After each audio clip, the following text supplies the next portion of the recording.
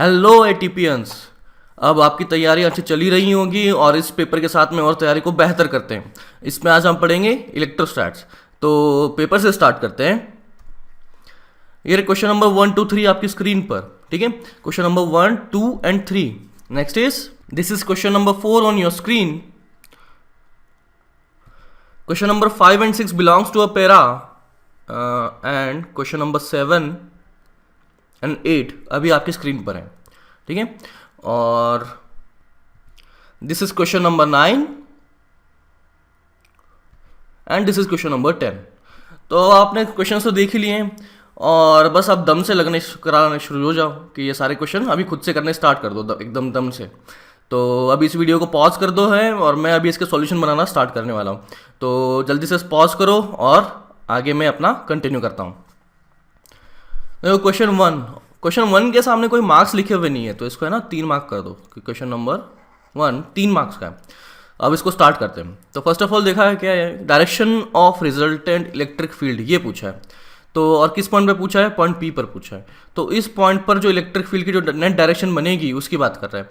तो first of all 2Q की बात करूँ, इसकी वजह से जो इलेक्ट्रिक फील्ड बनेगी वो इस डायरेक्शन में बनेगी और Q की वजह से जो इलेक्ट्रिक फील्ड बनेगी वो इस डायरेक्शन में बनेगी। बड़ी सिंपल सी बात है। अब देखो Q की वजह से यहाँ पर जो इलेक्ट्रिक फील्ड है इसको अगर मैं E लिखता हूँ, मैग्नीट्यूड वाइज अगर E लिखता हूँ, बड़ी सिंपल सी बात बोल सकता हूँ कि यहाँ पर इसकी वजह से जो 2Q की वजह से इलेक्ट्रिक फील्ड बनी थी वो क्या हो जाएगी, 2E हो जाएगी। तो अब इन दोनों का रिजल्टेंट में क्या लिख सकता हूँ, इस तरफ इसका 2E माइनस E यानी कि E बन जाएगा, ठीक है। अब रही बात इन -2Q और इस -Q की। अब देखो -2Q की वजह से इलेक्ट्रिक फील्ड की डायरेक्शन होनी चाहिए टुवर्ड्स द चार्ज और मैग्नीट्यूड इसका कितना होगा 2E और -Q की वजह से इलेक्ट्रिक फील्ड का जो चार्ज होगा डायरेक्शन होगी वो होगी इस तरफ और इसका मैग्नीट्यूड होगा E।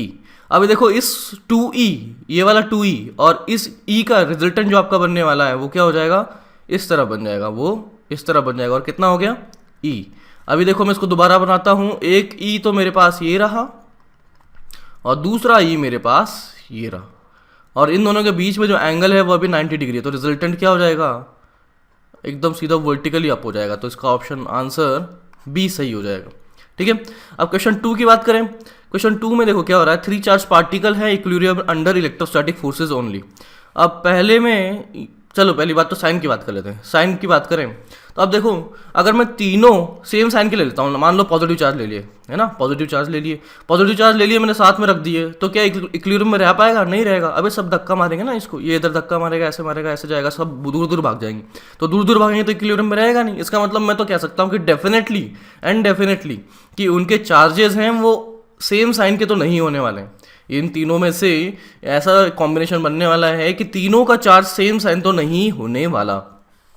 तो इसका सी ऑप्शन तो हो गया। अब देखो कोलिनियर नॉन कोलिनियर की बात कर रहा है ए ऑप्शन में। तो अगर मैं नॉन कोलिनियर रखता हूँ, मान लो ऐसा, इसमें से कुछ 2 चार्ज मान लेता हूँ। इसको एक पॉजिटिव चार्ज दिया है, ये भी पॉजिटिव और ये नेगेटिव।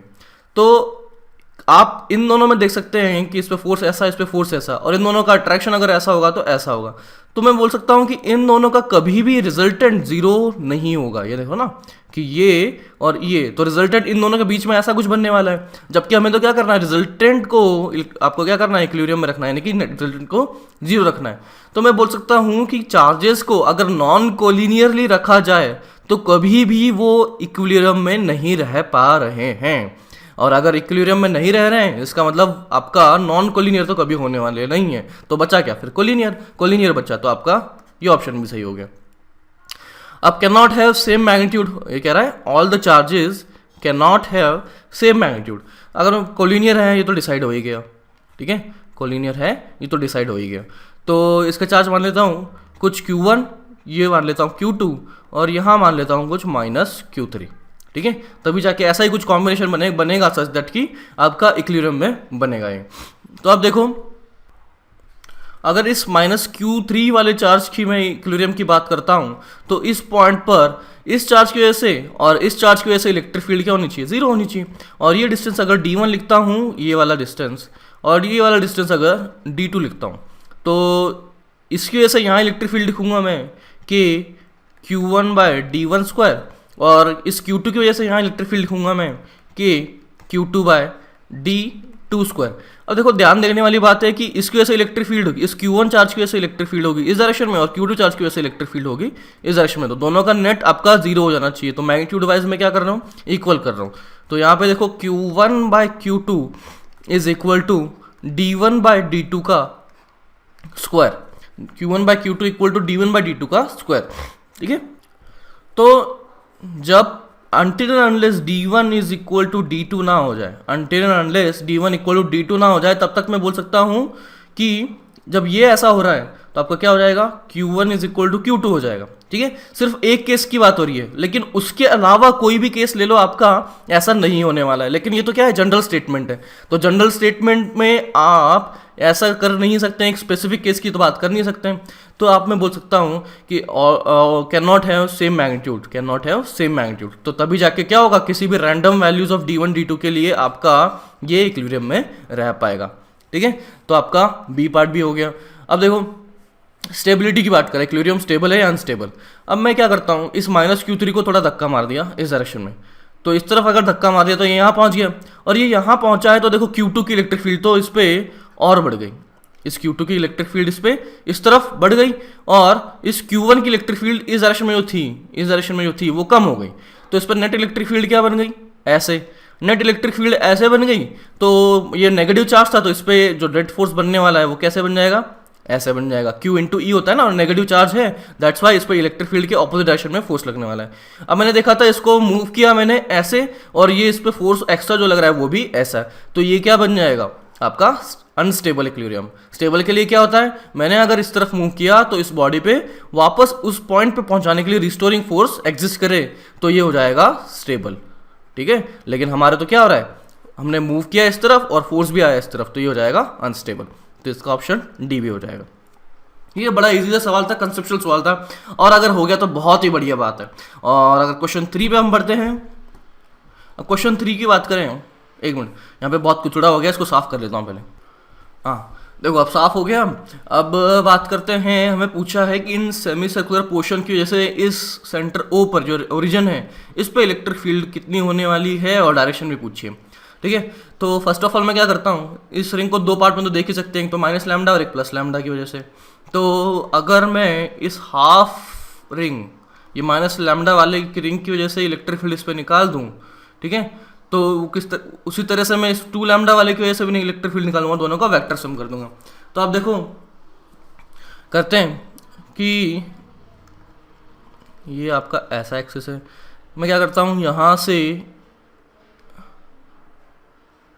ये थीटा पे एक डी थीटा का एलिमेंट लिया। ठीक है, थीटा पे डी थीटा का एलिमेंट लिया, तो ये आपका ऑलमोस्ट क्या हो जाएगा, पॉइंट चार्ज, और इसका मैग्नीट्यूड क्या होगा, मैग्नीट्यूड होगा इसका लैम्डा, लैम्डा है charge per unit length into length of this element, इस लेंथ, इसका एलिमेंट का लेंथ कितना है, आर डी थीटा। ठीक है, और ये है माइनस के साथ में।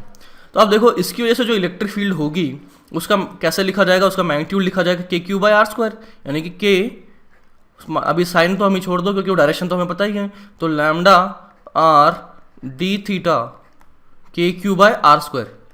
ठीक है, तो इस एलिमेंट की वजह से इलेक्ट्रिक फील्ड ऐसे बन गई। ठीक है, और अब देखो यहाँ से थीटा पे मैंने एलिमेंट लिया था, तो मैं क्या करता हूँ, यहाँ से नीचे की तरफ थीटा पे भी एक एलिमेंट लेता हूँ।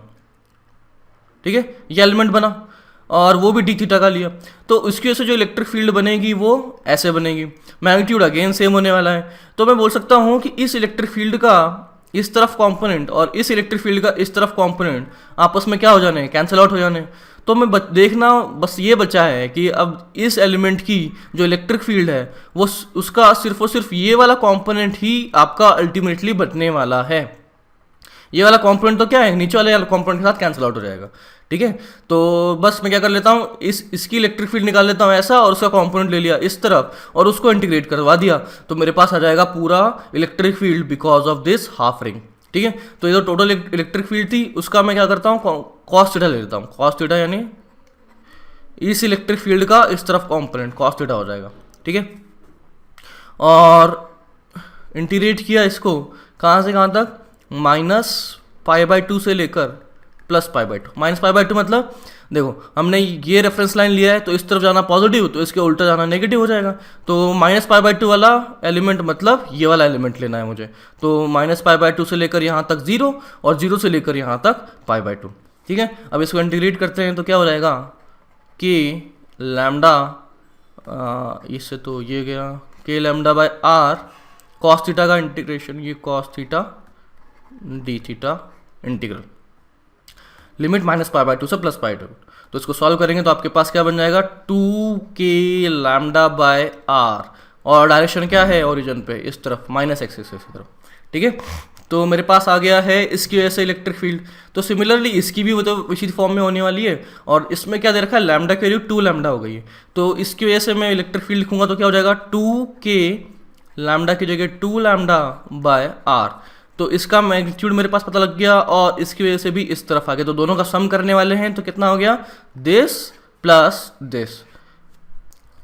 तो ये कितना है 4k λ/r, ये कितना है 2k λ/r।